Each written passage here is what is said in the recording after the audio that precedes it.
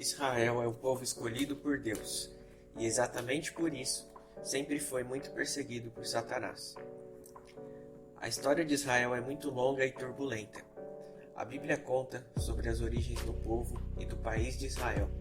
Desde a época de Abraão, ao longo da história, Deus usou Israel para revelar sua vontade e trazer salvação ao mundo.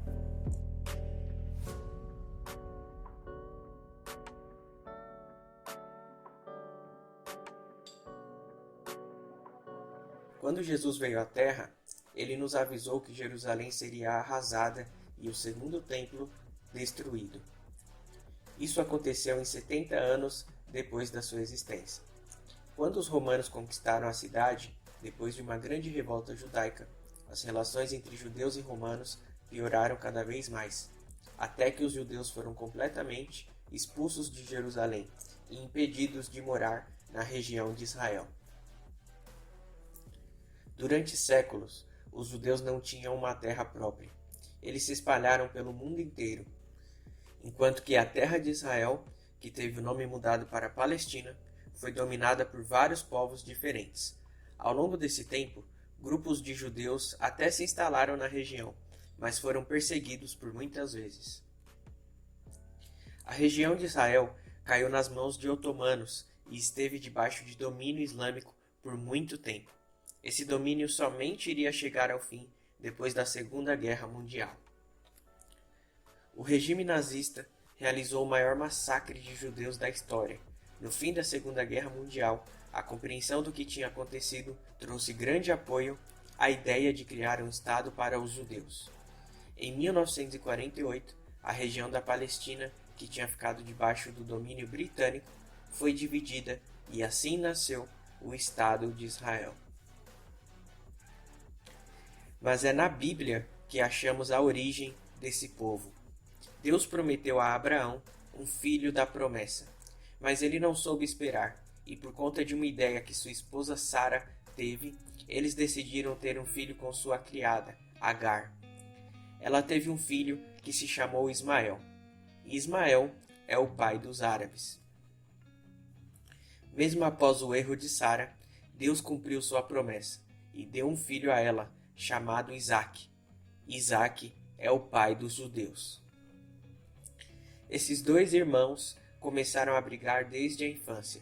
Essa briga dura até hoje, como temos visto atualmente. Mas precisamos compreender que não são todos os palestinos que odeiam Israel, mas dentro da Palestina há grupos terroristas que têm como foco exterminar o povo judeu. Hamas é um destes grupos terroristas. Hamas está ativo em Gaza e é o mais importante movimento islamita da Palestina. O seu lema é: Alá é o nosso objetivo, o profeta é o nosso modelo, o Corão é a nossa constituição, a Jihad é o nosso caminho e morrer pela causa de Alá é a nossa maior esperança. Israel já abriu mão de cidades como Hebrom, Jericó e Belém. Os judeus simplesmente deram esses territórios para os árabes, para tentar formar um acordo de paz.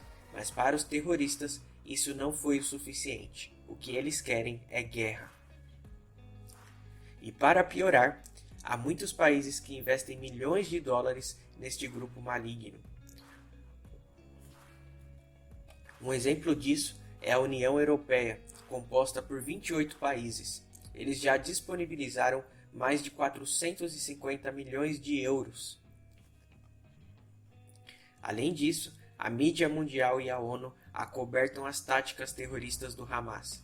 Se em Israel há bunkers para o povo se proteger, em Gaza o Hamas faz exatamente o contrário. O Hamas usa a população como escudo humano.